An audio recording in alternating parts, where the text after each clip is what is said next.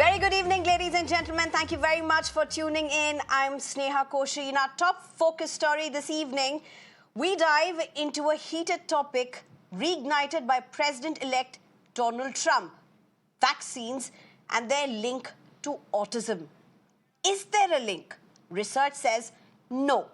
But in an interview with the Time magazine, Trump cited a striking shift in autism diagnosis, claiming that 3 decades ago it was around 1 in 2 lakh children. Now he says it's closer to 1 in 100, stating that something's wrong. Trump has promised a quote-unquote big discussion on the matter alongside Robert F. Kennedy Jr., who's been tapped to head the U.S. Department of Health and Human Services. Robert F. Kennedy Jr. has long been a vocal skeptic of vaccines, particularly COVID-19 shots, which he criticized for their expedited approval and questioned their ability to prevent transmission during the pandemic. While Trump stopped short of directly linking vaccines to autism, in the interview, he stressed that his administration would conduct, quote-unquote, very serious testing to determine what works and what doesn't. But what is the truth behind all of this? Dr. Sanjeev Bagai joins us. He's the chairperson for Nephron. Thank you very much. Very good evening, Mr. Bagai. Very rarely do I get you in for topics that discuss world matters, world politics. It's difficult to see whether this can be seen in isolation of politics, Dr. Sanjeev Bagai. But first, let's straight go to what Donald Trump has said. There seems to be a lot of narratives around vaccines, particularly post-COVID. In this case, of course, it's vaccines for young children. Now, Donald Trump has not made any direct link, but what many say or argue that he has done is reignite or pander to misinformation. As a doctor, how do you look at this? Good evening. So I think for a very long time, the cliche goes that science and politics are never good bed partners. They are the worst of enemies, so we should never mix the two. Now, vaccines per se have been saving, and this is worldwide data, WHO data, published in various journals, including in Lancet, the World Health Study in 2024. More than 5 million deaths have been saved every year because of vaccines. In the last 50 years, more than 154 million deaths have been averted because of vaccines, and out of which 146 million averted specifically under the age group of 5. We've seen smallpox being eradicated. Most of the world, barring a few countries, are polio-free, and so on.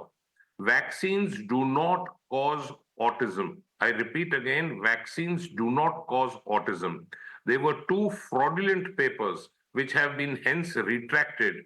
Both were published in 1998 in Lancet, which was based on the MMR vaccine, and again in 2002 on measles vaccines by the same author known as Mr. Andrew Wakefield.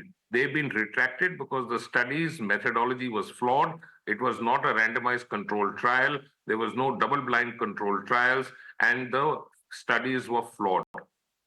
Like I said, there is no link, direct or indirect, between vaccines and autism. And subsequent to that, there have been various studies, more than 12 large multicentric international global studies, which have proven that there is no link of any vaccine with autism. Even the aspect of mercury being present as a preservative in some of the vaccines has now been removed. Autism is a multifactorial, largely genetic, environmentally induced, pregnancy factors-induced neurodevelopmental disorder which has cognitive dysfunction. No link to vaccines at all. While you've made this very important point, I want to ask you another question.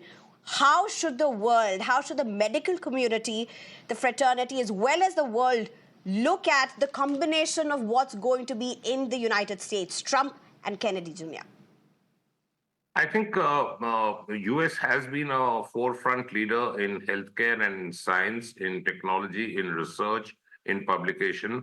I don't think they will walk the path very seriously on vaccines and autism.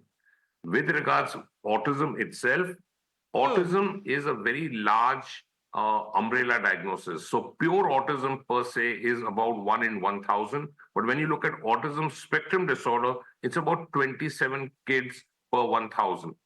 This includes a host of factors which probably as hypothesis cause. Most important is genetic.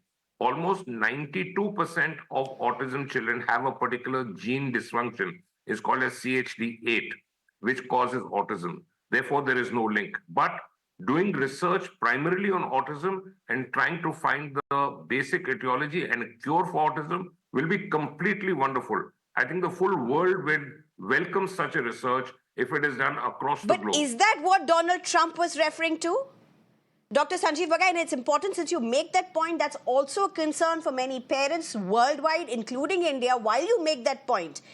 Is there any iota of doubt or a silver line that possibly what Trump was speaking was in context of this? Or was it totally different? I think this is proven without any element of doubt whatsoever. There is overwhelming research which points towards no link at all between autism and vaccines. But having said that, I think what the world needs is a large multi-centric global across the 5 continents so that we have a more diverse representation of geopolitical and geographic and genetic distribution of cases in which we can do more research on autism. Autism is a disease which is affecting small children, which have then cognitive and neuroregressive disorders. We need more work on autism. So if more funds can go into autism, more research is done, more global trials are done, it's a completely welcome move. All right, Dr. Sanjeev Bagai, thank you very much for joining us. We're cutting short this discussion because there's something that's happening in the parliament and we need to go to that. Thank you very much, Dr. Sanjeev Bagai. So one thing is established, at least in our research, is very clear. Autism and vaccines have no link whatsoever. And another thing which should be very clear is politics and medicine do not really go hand in hand, though medical policy does require political backing. In this case, is Trump really walking that direction or the direction of misinformation? That's only something that time will suggest. But